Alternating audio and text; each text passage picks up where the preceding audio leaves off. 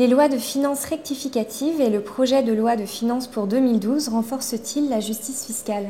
Alors, ce qui est très étonnant dans le débat actuel, c'est qu'on parle de justice fiscale, mais on ne parle en fait que des riches ou des très riches.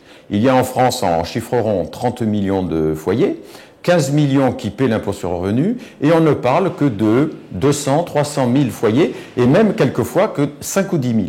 Alors, qu'est-ce qu'on a fait récemment?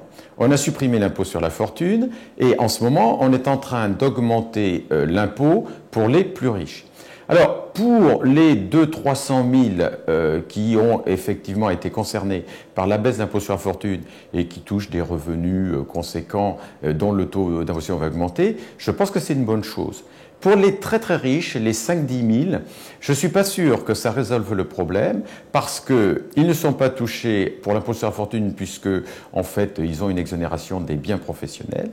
Ils seront assez peu touchés par la hausse de l'impôt sur le revenu puisque les revenus qu'ils perçoivent sont faibles par rapport à l'immensité de leur patrimoine. Et donc je pense que pour cela, il va falloir réfléchir à autre chose. À titre personnel, je pense d'ailleurs qu'on devrait s'inspirer de la solution néerlandaise qui consiste à faire un impôt sur la fortune, non pas en plus de la taxation des revenus financiers, mais de façon forfaitaire à la place. Quel impact les dernières réformes ont eu sur les classes moyennes? Alors pour les classes moyennes, ce qui est étonnant, c'est qu'on ne les touche que par les niches, la suppression des niches. Puisqu'il est hors de question de parler d'augmenter le taux, au moins avant les élections, le taux d'impôt sur le revenu. Alors, les niches, effectivement, elles sont considérées comme injustes, et elles le sont en ce sens qu'elles diminuent l'impôt sur le revenu, et donc on n'est plus à revenu égal, impôt égal, mais elles ne sont pas également réparties. Donc, c'est pas parce qu'on supprime des niches injustes qu'on fait une réforme juste si on ne fait que ça. Il ne faut pas oublier que dans les 12 dernières années, on a eu 3 vagues massive de baisse de l'impôt sur le revenu, une avec Jospin Fabius, une avec Raffarin, une avec De Villepin. Chacune a fait près de 10 milliards d'euros de baisse d'impôt. Et donc, ça explique pourquoi notre impôt sur le revenu fait moins de 50 milliards d'euros, alors que la CSG fait 80 milliards d'euros. Alors, après les élections, il faudra sûrement augmenter la TVA, augmenter la CSG, un des deux ou les deux. Je ne vois pas comment on peut faire ça qui va toucher les 30 millions de foyers, tous les Français, sans remettre en question d'une façon ou d'une autre cette baisse massive de l'impôt sur le revenu, non pas là pour 200 000 à 300 000 foyers, mais pour 2 ou 3 millions. Seriez-vous favorable à la suppression de l'impôt sur le revenu?